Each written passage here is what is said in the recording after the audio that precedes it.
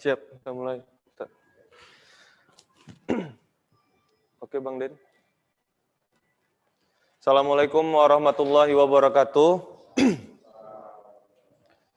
Alhamdulillahirabbil alamin wassalatu wassalamu ala asrofil anbiya'i wal mursalin wa ala alihi washabihi ajmain amma ba'. Puji syukur kehadirat Allah atas segala rahmat nikmatnya kepada kita, diantaranya nikmat kesehatan sehingga kita dapat beribadah kepadanya.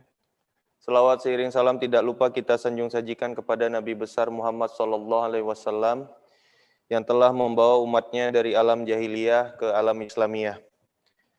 Yang kami hormati dan kami banggakan, Ketua MUI Kota Medan, Profesor Dr. Haji Muhammad Hatta, yang telah hadir di tengah-tengah kita. Yang kami hormati Bapak Deputi Direktur Wilayah Kanwil Sumbagut, Bapak Umardin Lubis, dan yang kami banggakan para jamaah Sumbagut Al-Quran yang berada di tempat masing-masing. Alhamdulillah kita masih terus konsisten bertemu lagi di hari Kamis, ba'da asar, dengan kegiatan ngopi sama, ngobrol pintar seputar agama. Dalam kesempatan pada sore hari ini, Pak Profesor nantinya akan menyampaikan tema Hayatan Thayyibah. Selanjutnya kami mohon kata sambutan dari Bapak Deputi Direktur Wilayah kepada Bapak Deputi, waktu dan tempat kami persilahkan. Bismillahirrahmanirrahim. Assalamualaikum warahmatullahi wabarakatuh. Yang sama-sama kita hormatin dan muliakan Profesor Dr. Haji Muhammad Hatta. Benar Ustadz ya? Selaku Ketua MUI Kota Medan. Yang kami hormatin Bapak Ibu yang hadir di dalam ruangan ini, kebetulan hadir di sini Ketua IIK Kanwil Sumbagut, Ketua PSH Bapak Iqbal, dan para Bapak Ibu Bapak Kakacap insan BPJS Ketenagakerjaan yang hadir pada pengajian kita pada hari ini. Pertama, mari kita mengucapkan rasa puji dan syukur kepada Allah Subhanahu wa taala. Alhamdulillah, hari ini kita dalam keadaan sehat walafiat. Mudah-mudahan dalam kegiatan hari ini kita diberikan satu kenikmatan sehingga kita dapat mengikuti acara hari ini sampai akhirnya nanti. Pak Ustadz, perlu kami sampaikan bahwa kegiatan ini adalah merupakan kegiatan rutin yang kami lakukan.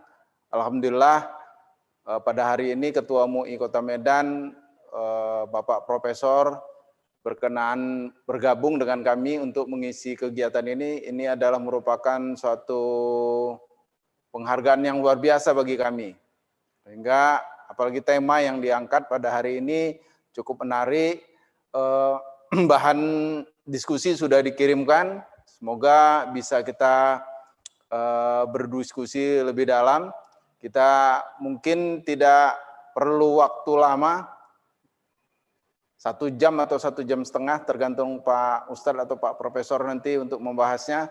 Tapi inti yang bisa kita petik adalah dari makna pertemuan kita pada hari ini. Sedikit-sedikit kita kumpul, tapi kalau setiap minggu kita melakukan pertemuan akan merubah mindset atau pikiran kita yang menjadi suatu terapan yang secara islami kita bisa lakukan, terapan terhadap pelaksanaan pekerjaan rutin kita sehari-hari di BPJS Ketenagakerjaan. Ini merupakan kegiatan yang selama ini pengajian kita lakukan secara tatap muka atau fisik, hanya dihadirin oleh kanwil cabang yang terdekat, tapi kegiatan di masa pandemik ini Ustadz, Profesor, ini kami bisa bergabung seluruh kantor cabang yang ada di BPJS Ketenagakerjaan, khususnya di kantor wilayah Sumbagut. Bahkan terkadang teman-teman di luar dari kantor wilayah Sumbagut, yaitu di luar dari Provinsi Sumatera Utara dan Aceh, mereka juga ada yang bergabung mengikuti kegiatan rutin yang kita lakukan ini. Alhamdulillah, Kanwil yang melaksanakan ini adalah hanya kantor wilayah Sumbagut se-Indonesia ini. Dari 11 kantor wilayah, hanya kami yang melakukan, di samping itu adalah kantor pusat, yang mereka punya PHBI. Kami tidak buat namanya PHBI, tapi PHSH, namanya Panitia Harian Sumbagut Al-Quran. Jadinya kami punya kumpulan seperti perwiritan yang kita dalam bentuk grup WA. Jadinya kalau ada kemalangan, ada keluarga yang meninggal, kami bisa baca Al-Quran secara setoran saja, tapi belum tidak rutinitas harus dipaksakan. Tapi kalau ada yang permintaan dari jemaah, itu kami akan lakukan. Yang kami harapkan tidak pun dia ada penyetoran, tapi insan-insan BPJS Ketenagakerjaan yang bergabung dalam grup ini sudah melakukan kewajibannya membaca Al-Quran secara rutin, secara pribadi, tanpa ada melaporkan ke panitia. Bapak Ibu, ya mungkin kegiatan yang bisa saya lakukan, saya ikutin dan saya bisa memberikan komentar, ini adalah minggu terakhir kedua dalam kegiatan hari ini. Mudah-mudahan ke depan tanpa ada kami pun ke depannya kegiatan-kegiatan rutin seperti ini harapan kami tetap berjalan, dan insya Allah saya bisa bergabung sebagai anggota nantinya untuk mengikuti pengajian-pengajian ini, karena kalau kita itu harus berprinsip fastabiqul khairat, ya, berlomba-lomba untuk berbuat kebaikan. Kalau kita berlomba-lomba berbuat kebaikan, otomatis dari kita diri sendiri, kita mengajak orang lain mengajak lagi orang yang lainnya, itu adalah suatu membentuk kebaikan-kebaikan yang lebih banyak lagi di masyarakat, khususnya di BPJS Ketenagakerjaan. Saya kira itu sebagai kata pengantar pada kesempatan hari ini yang dapat saya sampaikan. Billahi taufik wal hidayah. Assalamualaikum warahmatullahi wabarakatuh. Waalaikumsalam warahmatullahi wabarakatuh. Terima kasih kepada Deputi Direktur Wilayah Bapak Umardin atas sambutannya. Selanjutnya kami mohon perkenannya kepada Bapak Ustadz Profesor Dr. Haji Muhammad Hatta untuk dapat menyampaikan tausiahnya. Kepada Pak Prof, waktu dan tempat kami persilahkan. Bismillahirrahmanirrahim. Assalamualaikum warahmatullahi wabarakatuh. Waalaikumsalam warahmatullahi wabarakatuh. Alhamdulillahirabbil alamin wa bihi nasta'in ala umuri dunya waddin. Wassalatu wassalamu ala asyrafil anbiya'i wal mursalin wa ala alihi wa sahbihi ajmain. Yang saya hormati, saya muliakan Bapak Umardin Lubis, Deputi Kewilayahan BPJS Ketenagakerjaan Sumbagut, Ibu Ketua IIKH, Bapak-bapak dari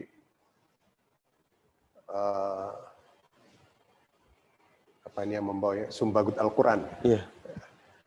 Pak Iqbal, terutama yang menghubungi saya. Bapak-bapak, ibu-ibu, saudara-saudara saya yang mengikuti acara ini dimanapun berada, terutama bapak-bapak pimpinan kepala cabang yang ada di Sumbagut. Saya merasa berbahagia sekali pada sore hari ini dapat berada di tengah-tengah bapak-bapak dan ibu-ibu, saudara-saudara, pada saat kita semua terkepit ini oleh COVID-19 ini telah membuat akhirnya berbagai kreativitas kita. Kalau selama ini kita tatap muka, sekarang kita tatap muka melalui Zoom yang sama-sama bisa kita nikmati, dan akhirnya kita melihat ada beberapa kelebihan di tengah-tengah kesulitan itu. Makanya memang dalam Al-Quran itu disebut innamal usri yusra. ada kesulitan tapi akan muncul kemudahan. Muncul beberapa hal yang berkenaan dengan pertolongan-pertolongan Allah kepada kita. Sebagaimana tadi dikatakan oleh Bapak Deputi, bahwa ini bisa lebih luas lagi kita semua.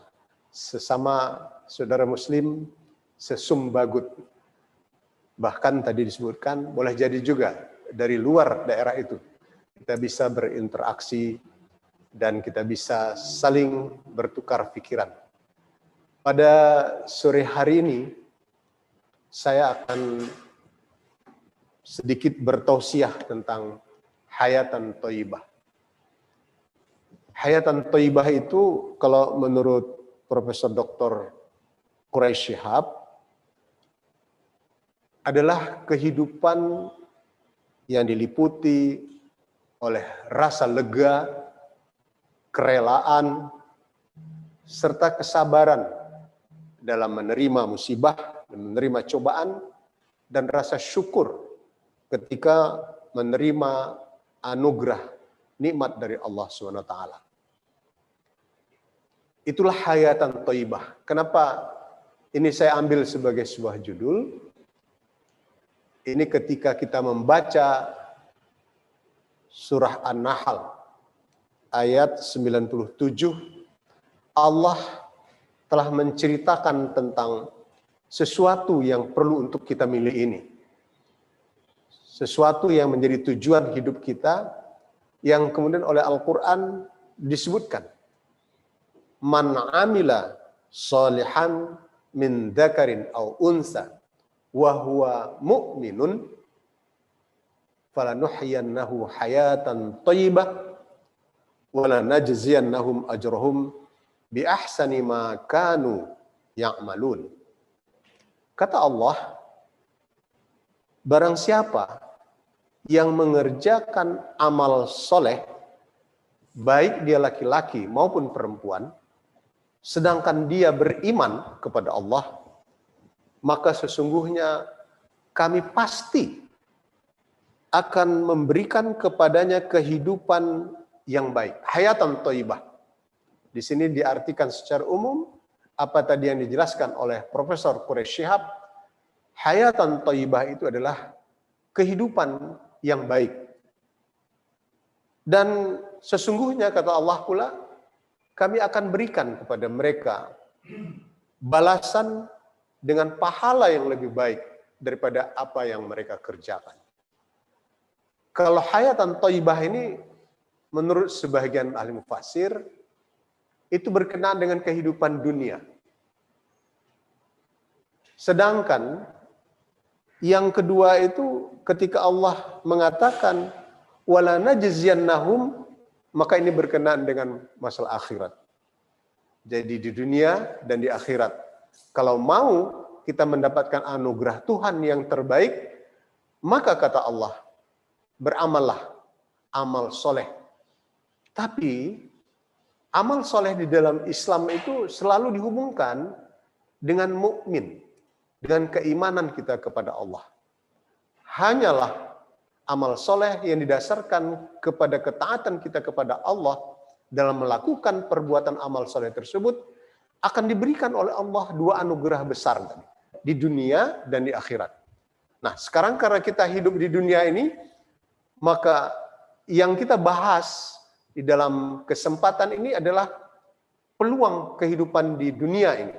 Yang menurut ahli mufassir ada 7 kriteria yang dimiliki oleh mereka-mereka yang mendapatkan hayatan thayyibah ini. Luar biasa hayatan thayyibah ini sebetulnya, Bapak, Ibu-ibu, saudara-saudara sekalian. Karena ini merupakan tujuan daripada hidup kita, maka kita lihat bagaimana upaya kita di dalam melakukan mencapai tujuan itu tadi. Ada dulu istilahnya P4, pergi pagi, pulang petang. Dicari untuk sekedar mendapatkan bagaimana yang namanya kebahagiaan, kehidupan yang baik itu. Kadang-kadang kita tidak lagi memperhatikan kesehatan kita. Kita tidak lagi memperhatikan hal-hal lain yang sesungguhnya ini merupakan penunjang di dalam mencapai kebahagiaan, kesejahteraan hidup itu. Tapi begitulah. Karena kita ingin supaya anak istri kita bisa mendapatkan kebahagiaan itu, maka kita lakukan segala sesuatu. Kita lupa kadang-kadang bahwa pekerjaan kita itu adalah pekerjaan yang menanggung resiko, sebagaimana ini ditanggulangi oleh BPJS Ketenagakerjaan ini. Kita tengok mereka-mereka yang bekerja di pabrik-pabrik. Sungguh pun kita melihat bahwa pada mereka sudah diberikan rambu-rambu bagaimana untuk bekerja dengan sebaik-baiknya. Tetapi terkadang ini luput dari jangkauan kita, sehingga akhirnya perlu ada beberapa hal penopang hal itu. Salah satu di antaranya adalah jaminan tenaga kerja yang dilaksanakan oleh BPJS. Bapak, Ibu-ibu, saudara-saudara sekalian, ada 7 kriteria itu yang kalau ini melekat di dalam diri seorang mukmin, ya, seorang mukmin yaitu seorang yang taat kepada Allah, yang memiliki akidah yang benar, ketauhidan yang benar, maka dikatakan ke-7 kriteria itu adalah: pertama, rezeki yang halal; kedua, qanaah; yang ketiga, kebahagiaan; keempat, ketenangan; 5, ridho; 6, syukur; dan 7, sabar. Mudah-mudahan bisa sampai habis ini saya bahas dalam kesempatan yang sempit ini, dan nanti akan kita perluas dengan diskusi bersama. Nah, kita lihat sekarang kriteria yang pertama, rezeki yang halal. Mereka yang mendapatkan rezeki yang halal ini melalui tahapan di dalam kehidupan, harus ada usaha. Makanya dalam sebuah ayat Al-Quran Allah mengatakan, kulu min thayyibat, kulu minat thayyibat, wa'malu sholihan. Makanlah yang baik-baik, niscaya amalmu juga baik. Ini kan sama dengan pepatahnya orang Inggris. You are what you eat. Apa yang kau makan itu, itulah yang nampak dalam karaktermu. Ini dibuktikan di dalam berbagai hal, bagaimana orang terpengaruh oleh apa yang dia konsumsi. Oleh sebab itulah maka Al-Quran, Islam, mengajarkan benar-benar kepada umatnya harus memakan yang halalan thayyiban. Halal lagi baik. Ternyata tidak cukup hanya halal saja. Halal itu segala sesuatu yang telah ditetapkan oleh Allah. Misalnya pada kitab fikih, di sana diajarkan mana binatang-binatang yang boleh dimakan, mana yang diharamkan, mana jenis-jenis makanan yang dibolehkan dimakan, yang halal. Sungguh pun kadang-kadang dia halal tapi tidak thayyib. Ini tidak boleh dikonsumsi. Saya pernah misalnya bercerita tentang hasil penelitian yang dilakukan oleh berbagai kalangan. Salah satu di antaranya adalah lipstik yang dipakai oleh ibu-ibu. Ternyata rupanya lipstik yang untuk memperindah penampilan wanita, 65% mengandung bahan-bahan aditif, kimia yang merusak. Akibatnya muncul kanker kulit. Nah, ini yang di dalam Islam disebutkan halal tapi tidak thayyib. Dia tidak thayyib, tidak baik. Kenapa? Karena dia bisa merusak kehidupan. Tapi harus diingat bahwa yang namanya halalan thayyiban tadi bukan hanya jenis makanan, minuman. Juga tentang cara mendapatkannya. Nah, jadi cara mendapatkannya. Apa yang kita lakukan untuk mendapatkan rezeki yang halal itu? Tentu saja harus menggunakan cara-cara yang halal. Dalam perdagangan misalnya, ada yang disebut maghrib, yang harus dihindari.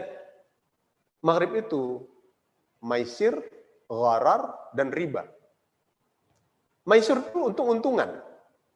Pekerjaan yang untung-untungan ini di dalam Islam diharamkan. Saya beri contoh misalnya, ada orang terlibat di dalam perdagangan falas. Perdagangan falas. Hari ini misalnya US dollar. Katakan 14.000 sekian ratus. Dia berharap bulan depan akan naik. Misalnya mencapai 17.000. Pada waktu itu dia jual. Ternyata apes. Nilai dolar jatuh ke harga di bawah, jauh bahkan di bawahnya. Ini yang disebut dengan maisir, untung-untungan. Dan juga gharar. Gharar itu apa? Menipu. Tipuan-tipuan ini banyak dilakukan oleh sebagian pedagang di dalam memasarkan barang. Dibelinya harganya 50.000 misalnya. Tapi dia sanggup katakan, wah ini modal aja nggak cukup kalau misalnya ada orang nawar 60.000. Nah ini perbuatan yang gharar. Kemudian riba. Nah, riba ini bunga bank atau bunga pinjaman. Maka ini dikatakan Allah, hati-hati. Jangan engkau makan riba. Nah ini adalah barang-barang yang tidak halal. Begitu juga dengan cara mengkonsumsinya. Ya, kan Islam mengatur dengan baik cara mengkonsumsi makanan. Makanlah dengan bismillah. Apa perlunya kita membaca dengan bismillah? Bahwa kita dekat dengan Allah kapan saja. Termasuk pada waktu kita makan, kita merasa kedekatan kita kepada Allah itu. Kan Allah memang masih bermurah hati kepada kita. Baca bismillah. Kemudian mulai dengan tangan kanan. Dan seterusnya, dan seterusnya. Akhlak di dalam cara makan. Jadi, di sini, rezeki yang halal itu oleh Rasulullah dikatakan, Innallaha ta'ala yuhibbu ayyara abdihi ta'iban fi talabil halal. Allah SWT sesungguhnya sangat senang melihat hambanya yang lelah dalam mencari yang halal. Nah, jadi ini perlu betul kita resapi. Jangan seperti kalimat-kalimat orang lain. Katanya, kenapa melakukan yang haram? Ya. Kenapa tidak yang halal? Yang haram aja susah, Ustadz. Konon lagi yang halal. Nah ini, hati-hati. Carilah yang halal walaupun kita lelah. Dalam beberapa kesempatan, saya katakan, misalnya, kita ini mau mengadakan pesta perkawinan di sebuah hotel. Sudahkah pernah kita menyelidiki bahwa hotel itu memproduk makanan-makanan yang halal? Jadi tidak sembarang kita. Kita masuk ke hotel, kita masuk ke rumah sakit, apalagi restoran. Seharusnya seorang muslim yang baik, seorang mukmin yang baik itu merasa bahwa dia tidak ingin mencampur adukkan apa yang masuk ke dalam tubuhnya nih. Karena Rasulullah pada suatu ketika mengatakan, barang siapa yang dalam tubuhnya tumbuh daging yang disebabkan oleh karena dia memakan makanan yang haram dan riba, maka dikatakan oleh Rasulullah, fannaru aula bihi. Neraka itu lebih dekat kepadanya. Dalam tafsir-tafsir selalu diartikan neraka itu selalu pertama itu adalah ganjaran diberikan Allah kepada pendosa. Ganjaran diberikan Allah kepada pendosa di hari yaumil akhirah. Tapi juga diartikan an-nar itu adalah kesulitan hidup. Kesulitan hidup itu ya pada masa hidup di dunia. Jadi jangan heran kita kalau misalnya akibat daripada hal yang tidak mencari yang halal itu, misalnya tadi kita sebutkan, mengkonsumsi segala sesuatu halal pada dia, maka itu akan berakibat kepada dirinya. Menurut penelitian para ahli medis, Banyak sekali penyakit-penyakit tubuh manusia ini yang disebabkan oleh karena faktor apa yang dia konsumsi. Ya, mungkin juga saya sendiri seperti itu. Misalnya, ya kegemukan. Sulit sekali nih. Kenapa? Nah, karena faktor makanan kita. Nah, kemudian muncul lagi ada hipertensi, ada sakit jantung, yang sebahagian di antara kita disebabkan oleh karena tidak mampu untuk mengendalikan diri kita dalam proses mengkonsumsi yang halalan thayyiban. Menarik sekali, mantan Perdana Menteri Malaysia, Mahathir Mohamad, yang sudah berumur 95 tahun, ketika ditanya orang, kenapa, apa resepnya panjang umur? Salah satu di antaranya beliau katakan, saya menjaga makan saya dan berat badan saya. Nah, ini salah satu apa yang dikatakan tadi merupakan ciri-ciri kriteria daripada hayatan thayyibah. Yang kedua, qanaah. Apa arti qanaah? Qanaah itu adalah merasa cukup. Merasa cukup atas pemberian Allah SWT. Karena salah satu juga penyakit kita nih, kata Rasulullah juga, tak pernah merasa cukup. Kata Rasulullah, kalau manusia diberikan dia sebesar gunung Uhud, emas sebesar gunung Uhud, pasti dia akan meminta mencari lagi satu gunung Uhud yang lain. Sampai kemudian kata Rasulullah, tanah akan menutup mulut. Kapan tanah menutup mulut? Ketika kita sampai di liang lahat. Ketika kita tidak bisa lagi untuk menikmati apa yang kita kumpulkan sekian banyak itu tadi. Sehingga istilah tadi saya sebutkan, pergi pagi pulang petang tadi. Tidak dapat lagi kita nikmati, itu baru hilang. Tapi kalau tidak, punya satu, mau dua, tiga, mau empat, dan seterusnya. Itulah salah satu sifat manusia. Oleh sebab itu maka Allah mengajarkan kepada manusia ini untuk selalu tidak putus asa di dalam menerima rahmat Allah. Jangan pernah merasa bahwa kita ditinggalkan oleh Allah. Tapi berhati-hati, karena kata Rasulullah, orang yang beruntung itu adalah qad aflaha man aslama wa ruziqa kafafan wa qannahu Allahu bima atahu. Beruntung orang yang berserah diri, itu yang qanaah tadi, yang diberi rezeki dengan rasa cukup. Ia merasa cukup dengan apa yang telah diberikan oleh Allah kepadanya. Yang ketiga, muncul kebahagiaan. Sa'adah. Ini juga kita minta selalu nih. Tak pernah kita lupakan doa sapu jagat. Rabbana atina fid dunya hasanah wa fil akhirati hasanah wa qina adzabannar. Ya Allah, berikan kepada saya kebahagiaan hidup di dunia, kebahagiaan hidup di akhirat. Jauhkan saya dari siksa api neraka. Nah, ini permintaan kita. Jadi kebahagiaan ini bisa diperoleh dengan kesungguh-sungguhan. Ya kata Allah, carilah segala sesuatu yang telah dianugerahkan oleh Allah kepadamu untuk kebahagiaan dirimu. Cari di dunia ini, tapi jangan melupakan akhiratmu. Nah, ini apa yang kemudian merupakan, tadi saya sebut, merupakan tujuan yang ingin dicapai oleh manusia. Tidak ada satu orang pun yang tidak ingin bahagia. Yang keempat, kriteria keempat, hayatan thayyibah itu adalah ketenangan. Ketenangan itu muncul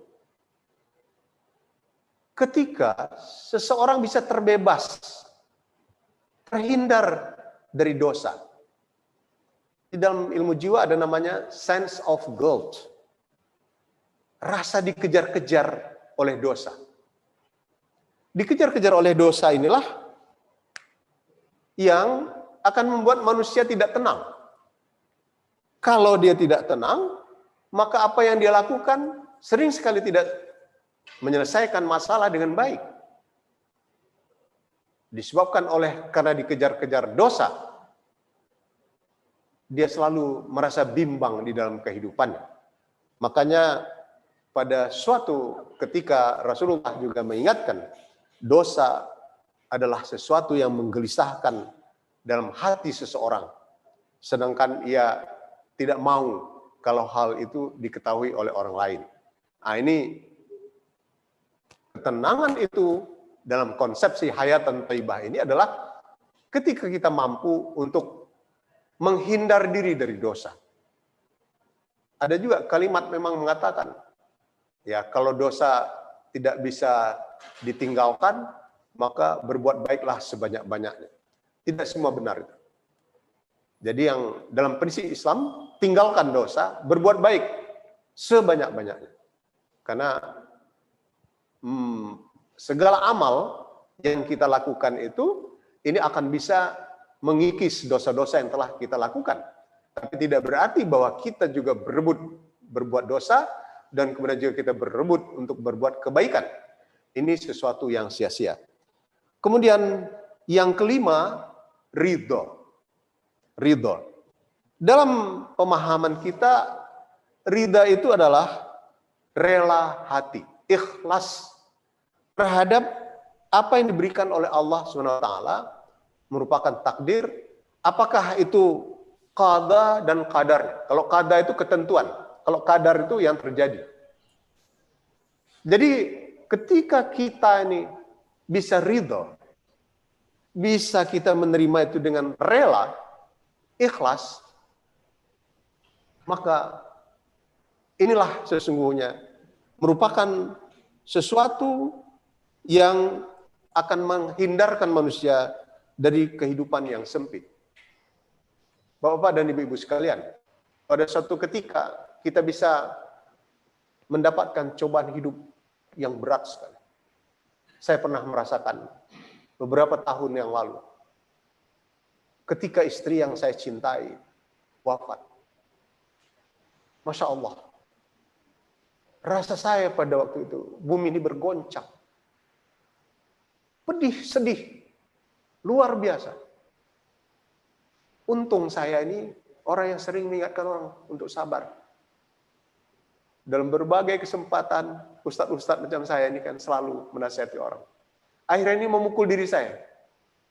Ketika hal itu terjadi dalam diri saya, kata hati saya hidupkan. Saya bilang, engkau yang selalu mengingatkan orang untuk sabar. Kenapa kali ini kamu tidak sabar? Oleh sebab itu saya kembalikan kepada Allah.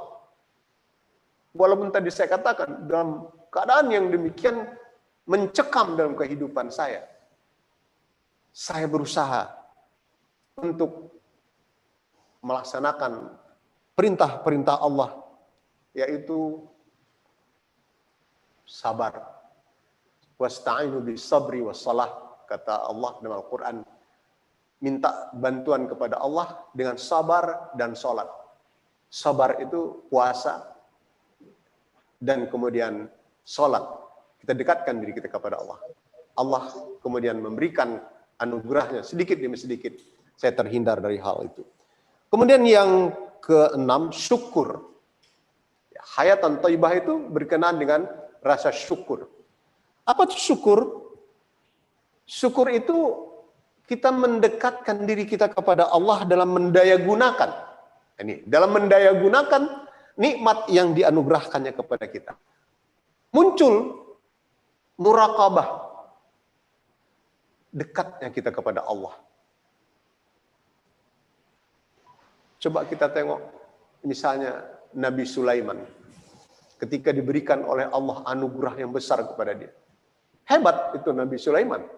Dia bisa memahami bahasa angin. Arti bahasa angin dia tahu betul-betul ilmu falak, astronomi. Dia bisa paham bahasa binatang. Apa katanya dalam menerima anugerah Allah itu? Hada min fadli Rabbi. Ini adalah merupakan anugerah Tuhan kepadaku. Lia beluani untuk mencoba apakah aku akan menjadi orang baik atau sebaliknya. Apakah aku bersyukur atau tidak. Nah, jadi di sini, ketika kita menerima anugerah itu supaya dia tidak jadi bala. Karena kadang-kadang bala itu datangnya pada waktu kita senang. Diberi Allah kita jabatan, diberi Allah kita kesempatan untuk mengabdikan diri kepada bangsa dan negara ini. Kalau ini kita nikmati, kita tahu ini juga adalah merupakan cobaan dalam hidup kita. Apakah kita akan menjadi orang yang berbakti atau tidak, beramal saleh atau tidak? Jadi sering sekali orang tergelincir ketika dia mendapat anugerah yang besar, justru dia lupa diri. Ini juga dikatakan Al-Quran.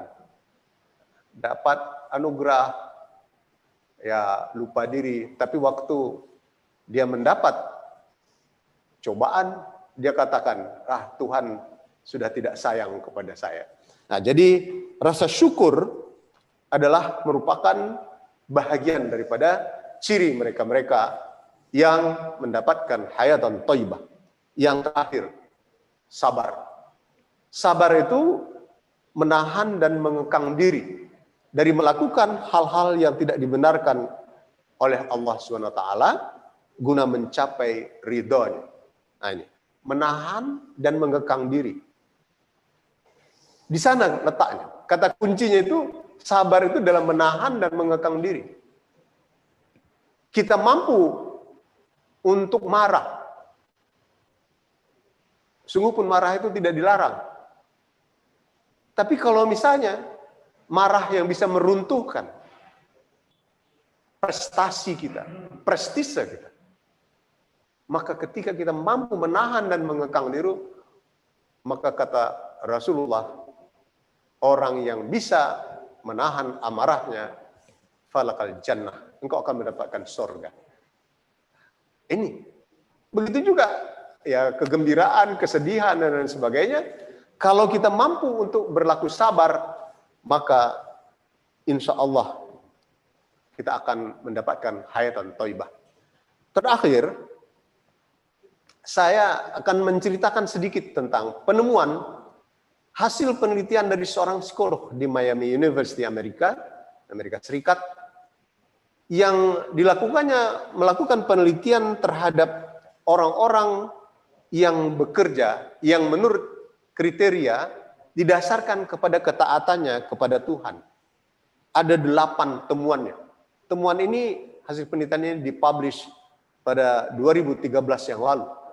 Dan ini di dunia psikologi sesuatu temuan yang berarti, karena selama ini selalu dilihat korelasi-korelasi antara perilaku manusia dengan apa yang menyebabkan itu.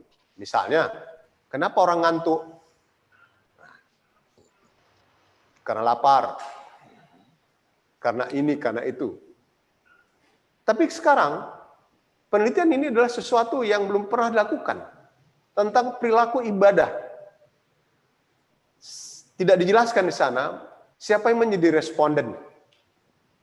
Tapi kalau melihat ini, pastilah salah satu yang kita bisa lihat, amal soleh ini adalah mereka-mereka yang dalam Islam selalu melaksanakan perintah Allah dan meninggalkan larangannya. Katakan dia sholat. Karena sholat itu tanha 'anil fahsya'i wal munkar. Dikatakan ini akan mencegah manusia dari berbuat keji dan mungkar, berbuat salah. Apa temuannya itu? Pertama disebutkan mereka itu akan mendapatkan lebih mampu mengendalikan diri. Jadi pengendalian diri. Orang yang beramal soleh disebabkan oleh karena ketaatannya kepada Allah, ini lebih mampu di dalam mengendalikan diri. Yang kedua, lebih baik dalam mencapai tujuan hidup jangka panjang. Yang ketiga, cenderung memiliki prestasi yang lebih baik. Keempat, berkelakuan terhormat. 5, berperilaku hidup sehat. 6, jarang depresi. Nah, ini padahal banyak sekali di antara manusia sekarang ini yang depresi disebabkan oleh berbagai hal. Karena COVID-19 yang membuat kita harus bekerja dari rumah, kadang-kadang juga menimbulkan depresi. Lebih-lebih lagi saya sebagai pengajar di perguruan tinggi, ya, terjadi rasa tekanan di dalam diri. Karena kita tidak biasa tadi seperti ini memberi kuliah melalui virtual, daring. Sekarang kita harus lakukan itu. Dengan berbagai kreasi yang kita munculkan. Supaya para mahasiswa dapat menerima materi dari saya dengan baik. Nah, muncul kadang-kadang depresi. Kemudian sedikit terjadi penyimpangan nilai. Orang-orang yang melakukan perbuatan-perbuatan baik disertai dengan ketaatan tadi, sedikit sekali terjadi penyimpangan nilai. Bapak Ibu, saya pernah ceramah di Dinas Tenaga Kerja. Ini cerita lama ini. Pada waktu itu Kakanwilnya seorang sahabat saya berasal dari Sumatera Selatan. Ketika habis saya membahas, pada waktu itu cerita masalah puasa menjelang hari raya. Pada waktu itu dia katakan kepada pegawai-pegawai di lingkungan dinas tersebut. Katanya, Pak, kalau begitu hebatnya pengaruh puasa itu kepada perilaku manusia, saya mau minta tolong nggak kepada saudara-saudara semua. Mau nggak saudara-saudara bersama dengan saya? Kita puasa lagi. Habis bulan puasa ini, kita puasa lagi. Kenapa? Salah satu di antaranya bahwa mereka yang sanggup berpuasa tadi, ini sedikit sekali terjadi penyimpangan nilai. Ini kan kita rasakan. Ya? Kalau misalnya kita puasa, ya seperti hari ini, Kamis, Senin, Kamis. Kalau misalnya kita puasa, kalau misalnya ada sesuatu hal, kita tidak mau merusak kesucian puasa kita nih. Misalnya, ada sesuatu ketengok yang tidak pantas, kita hindari. Apalagi makanan-makanan dan lain sebagainya. Nah, dan kemudian yang paling hebat, bahwa mereka ini cenderung panjang umur. Jadi kalau mau panjang umur, itu beramal saleh, tapi dasarkan kepada keimanan, kepercayaan kepada Allah dengan sesungguh-sungguhnya. Inilah barangkali materi yang saya sampaikan. Kalau ada hal-hal yang perlu untuk kita diskusikan, saya persilahkan. Dengan hormat, wassalamualaikum warahmatullahi wabarakatuh. Waalaikumsalam warahmatullahi wabarakatuh. Terima kasih Pak Profesor atas tausiahnya. Ini pertanyaan ini udah masuk nih? Belum lah Pak, belum bentar tuh. Mudah-mudahan apa yang tadi disampaikan bisa menjadi ilmu kepada kita untuk dapat kita pahami dan dapat kita laksanakan. Selanjutnya kepada Bapak Ibu yang ingin bertanya, kami persilahkan.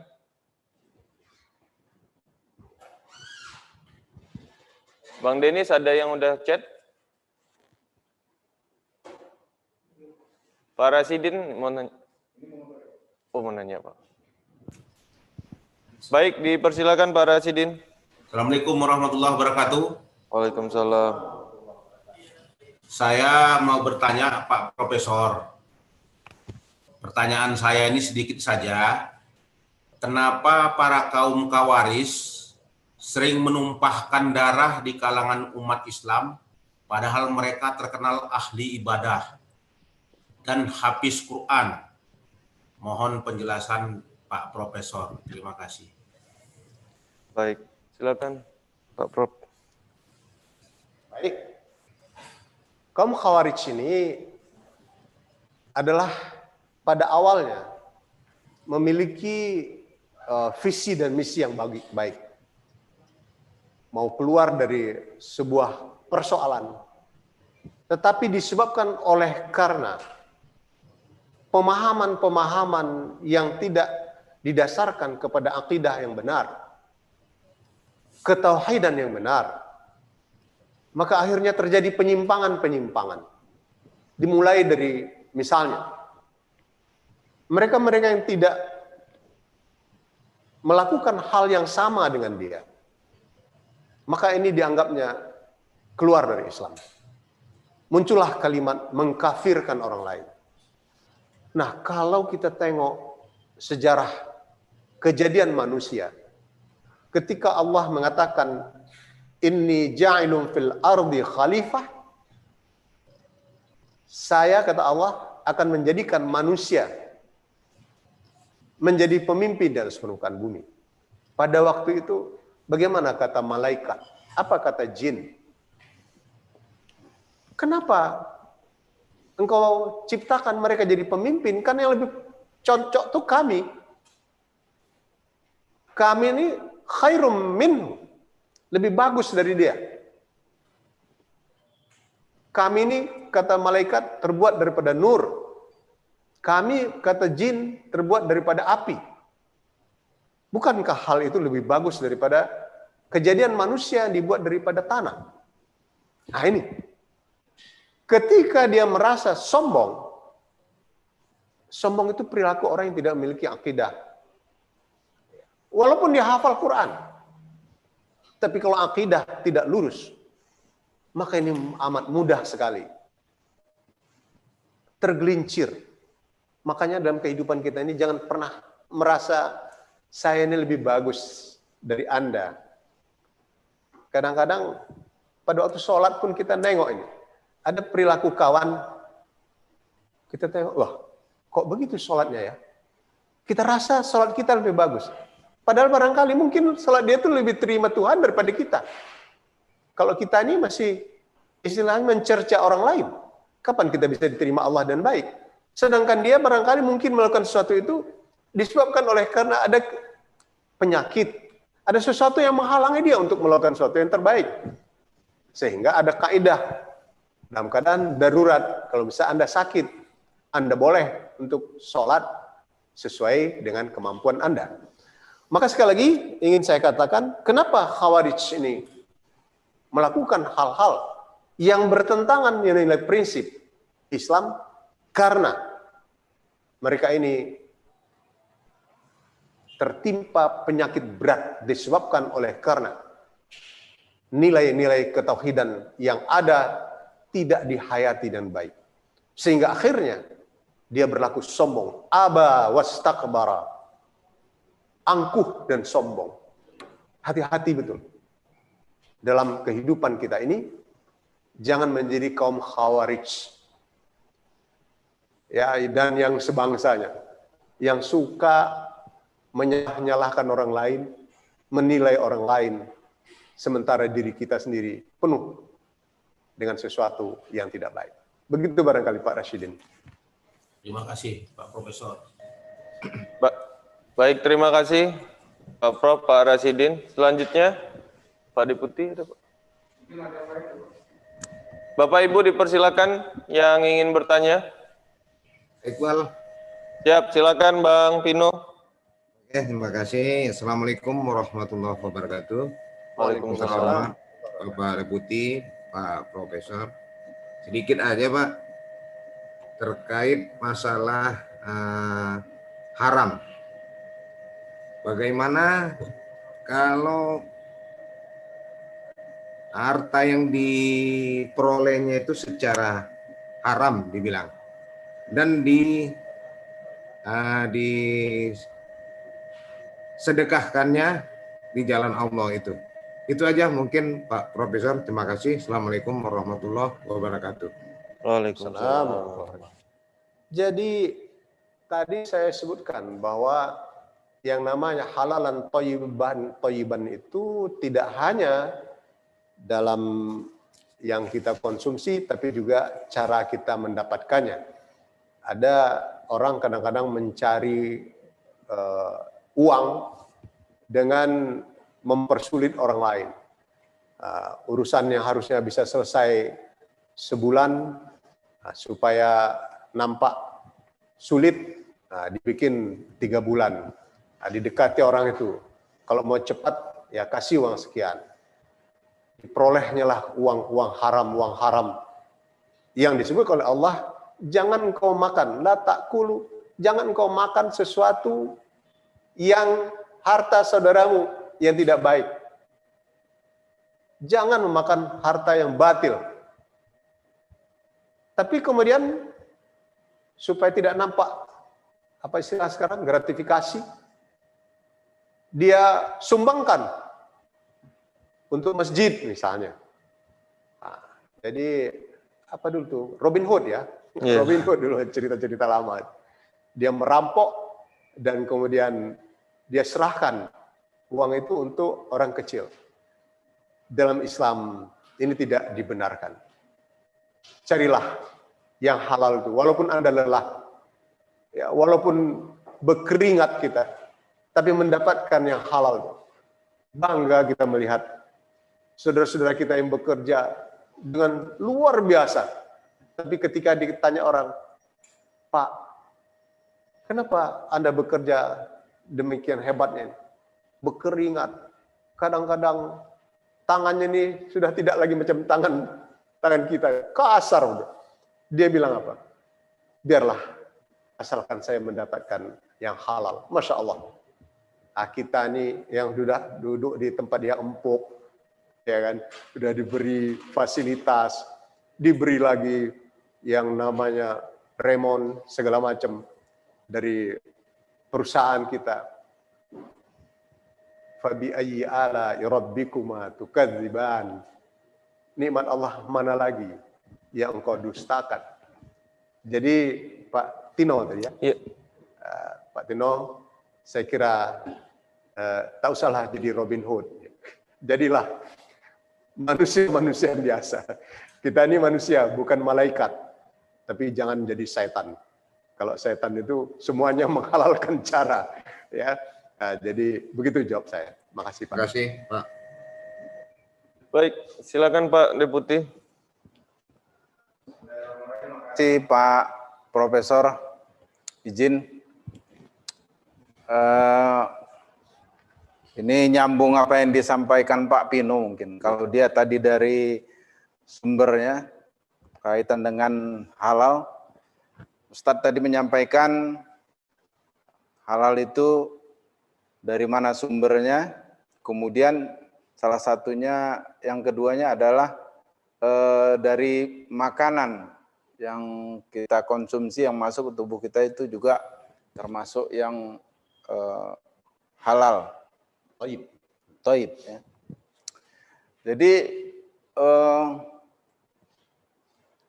apalagi kita hidup di era sekarang, kemudian di tempat-tempat yang ada sekarang, berarti kita harus, Ustadz sampaikan tadi, tempat juga di hotel misalnya, hotelnya itu apakah yang memang betul-betul halal, kemudian tempat memasaknya mungkin, prosesnya, kemudian itu banyak yang kita alami sekarang. Kemudian apalagi kita membelinya secara online yang tidak tahu kita prosesnya seperti apa, apakah di rumahnya itu bentuknya seperti ini, yang penting terdaftar dia sebagai GoFood, ya kita beli. Kemudian yang ngantar juga belum tentu, ya kan.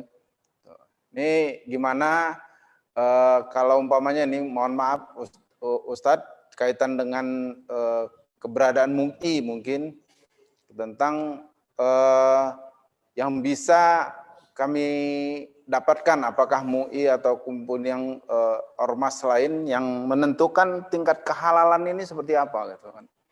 Hotel belum tentu ada semua hotel itu di makanan di sini itu tersedia halal, tapi kami sering menjumpai hotel itu makan kita terjebak karena di samping ada counter yang lain di seperti ini, kalau ada ininya barnya, di sana ada tertulis lagi no halal gitu kan.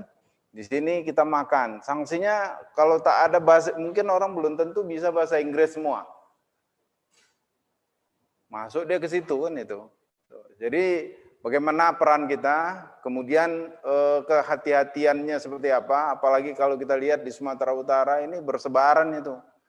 Di mana titik itu sekarang itu sama pula banyaknya rumah makan Padang dengan BPK. Itu kira-kira Ustadz. Ya mungkin saya kurang jelas untuk menyampaikannya, tapi ya tempat-tempat ini tadi seperti apa sehingga kita yang tidak salah mengkonsumsinya. Sementara kita dapatkan uang halal, tapi yang masuk itu yang tidak halal tanpa kita sengaja, ya kan? Karena kecerobohan orang lain atau mungkin kesengajaan, Jarang itu orang yang bilang kalau begitu kita datang, oh di sini tak halal katanya. Yang penting laku sama dia. Itu kira-kira Ustaz. Baik. Iya. Inilah problem di tengah kita ini sekarang. Oleh sebab itulah maka pemerintah negara kita ini telah membentuk ada satu lembaga jaminan halal melalui ketetapan Undang-Undang Nomor 33 Tahun 2014. Sebelumnya, untuk sertifikasi kehalalan ini domain daripada MUI. Ketika undang-undang ini mau diterapkan, ternyata rupanya pemerintah dalam hal ini Kementerian Agama melihat ada masih perlu untuk dibenahin. Nah, sehingga setiap undang-undang itu gunanya itu untuk mengatur yang terbaik. Karena ada hambatan, maka masa transisi ini dikembalikan kepada MUI. Kepada MUI untuk melakukan pensertifikasian. Dalam pensertifikasian ini, MUI itu melakukan penelitian yang sangat-sangat seksama. Akan ada auditor yang melakukan pemeriksaan. Tadi seperti Pak Deputi bilang, bagaimana kita bisa tahu? Nah, ini salah satu di antaranya adalah dengan menggunakan sertifikat yang diwajibkan kepada pemegang sertifikat itu untuk memperlihatkan kepada konsumen. Misalnya di restoran, dia wajib untuk memperlihatkan sertifikatnya itu. Nah, dilakukan audit dan kemudian disidangkan oleh tim komisi fatwa kita, baru kemudian diputuskan. Ada di antaranya yang ditolak. Peminta sertifikat itu, ini ada, saya tidak sebutkan namanya, tapi hotel yang berbintang sangat tinggi. Nah, ketika tim auditor kita datang ke sana, mereka tidak mau memberikan kesempatan kepada tim audit untuk masuk ke dapur. Nah, tentu ada pertanyaan, ada apa yang disembunyikan? Ya, oleh saya itu dalam sidang kemudian itu tidak dibenarkan, tidak diberikan hak kehalalan itu. Ini kehati-hatian kita. Dan beberapa hal lain yang sangat panjang untuk saya ceritakan pada kesempatan ini. Jadi, kalau kita mau tenang, pertama itu lihat, supaya tadi disebutkan oleh Pak Deputi, tidak semua orang bisa tahu. Misalnya tentang tulisan-tulisan yang ada di sana. Ada satu obat orang penyakit jantung ini mengkonsumsi Lavenok namanya. Tapi dia dengan terang-terangan menyebutkan bahwa obat ini terkontaminasi dengan lemak babi. Tapi yang lain, contohnya misalnya, apa tuh untuk penurun gula insulinnya. Itu menurut penelitian, 65% itu bercampur dengan lemak babi. Tapi ada berarti 35% lagi yang tidak tercampur, terkontaminasi dengan lemak babi tadi. Nah, oleh sebab itu maka pada kesempatan saya berbicara di hadapan dokter-dokter ahli penyakit dalam di USU, saya ceritakan, ya tuan-tuan para dokter ini harus membuat resep yang halal. Pasien juga begitu. Pasien juga harus meminta resep dari dokter itu yang halal. Ya sama hal tadi, kalau misalnya kita mau masuk ke rumah sakit misalnya, yakin nggak kita bahwa rumah sakit itu memberikan layanan yang halal, dari mulai obat-obatan sampai makan makanan. Untuk itu perlu juga lah barangkali kita tidak rewel. Terutama saya bilang selalu kepada ibu-ibu, harus rewel, tanya, halal nggak nih? Ya maaf, pengalaman pribadi sedikit. Ketika saya pergi ke Bangkok, saya lihat restoran besar.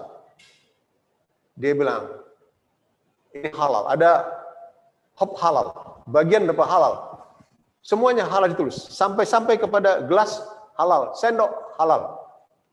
Saya ini usil mau nengok ke belakang, apakah mereka ini mencuci apa dicampurnya enggak? Ini karena juga kalau dicampurnya dengan makan yang tidak halal ya sama dengan kan?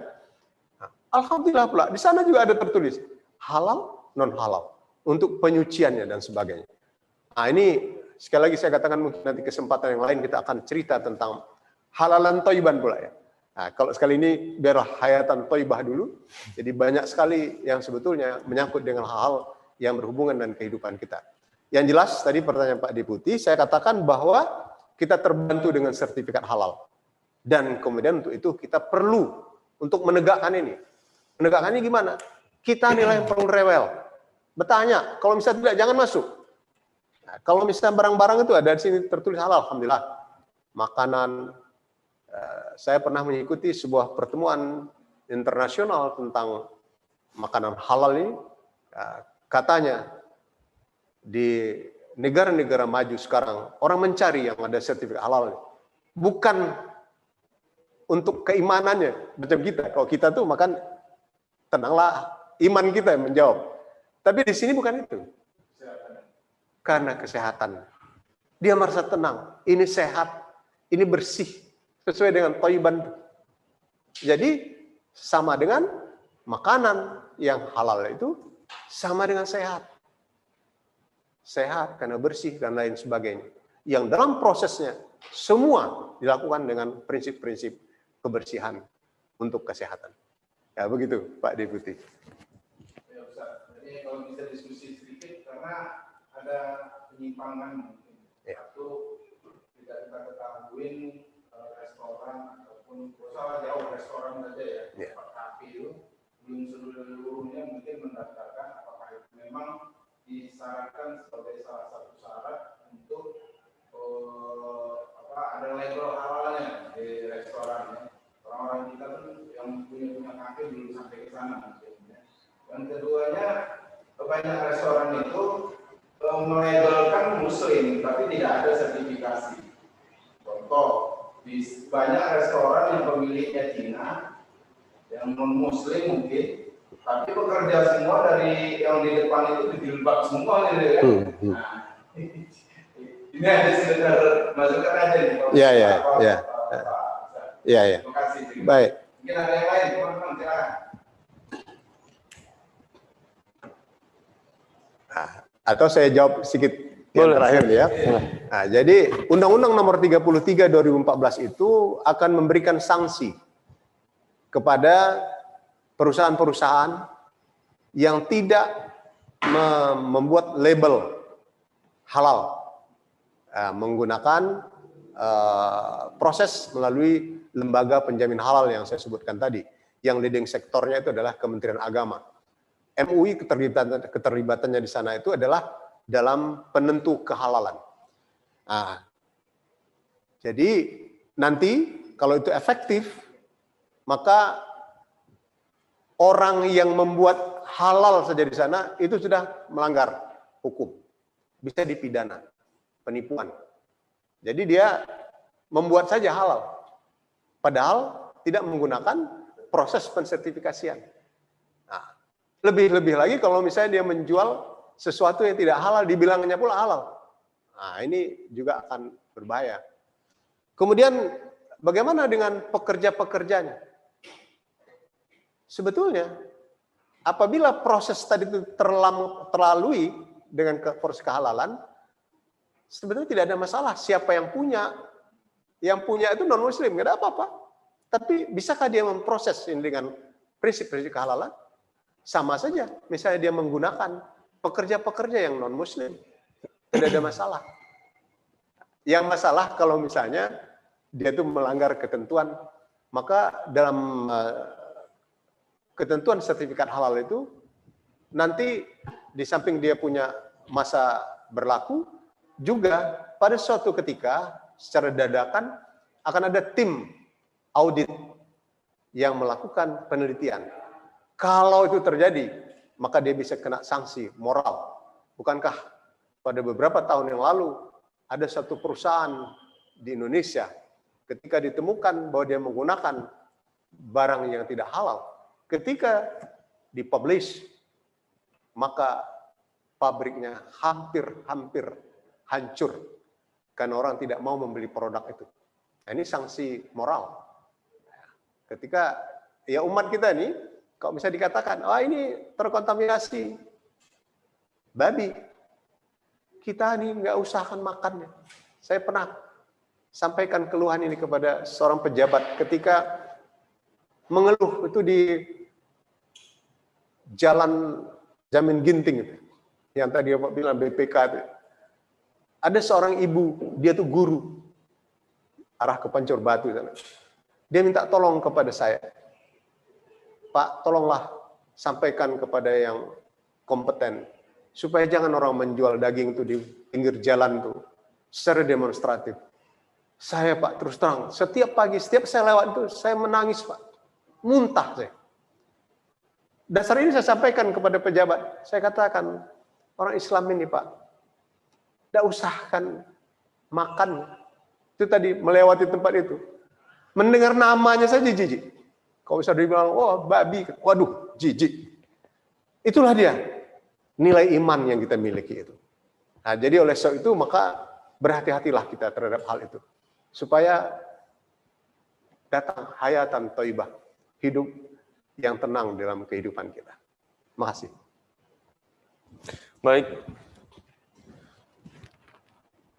Baik, terima kasih Pak Profesor, Pak Deputi, serta Bapak-Bapak dan Ibu-Ibu sekalian. Alhamdulillah kita sudah di penghujung acara, sudah pukul 17:08, sudah hampir 1 jam lebih kurang kita mengikuti ataupun mendengarkan tausiah serta diskusi dan tanya jawab.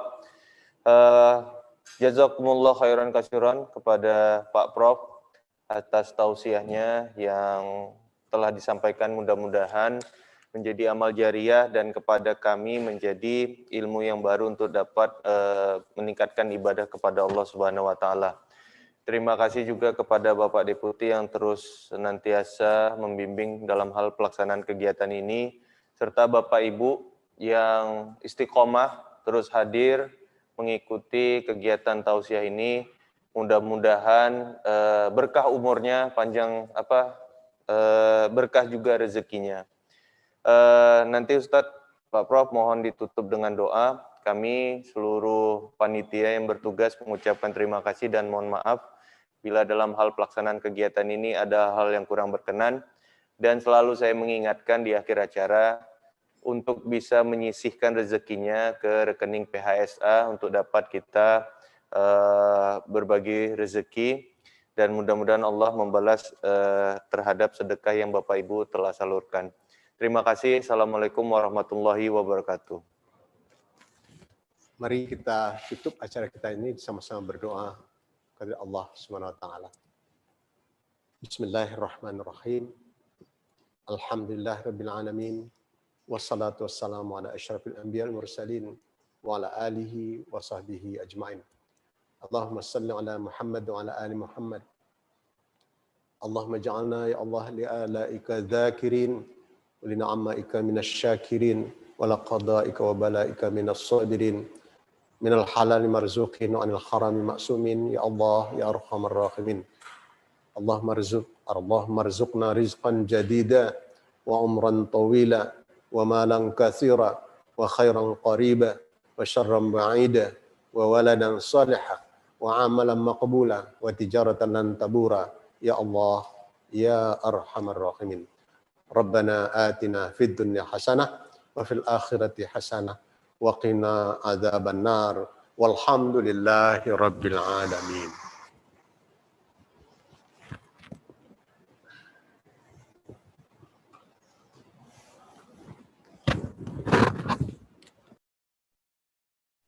Pamit Pak, assalamualaikum.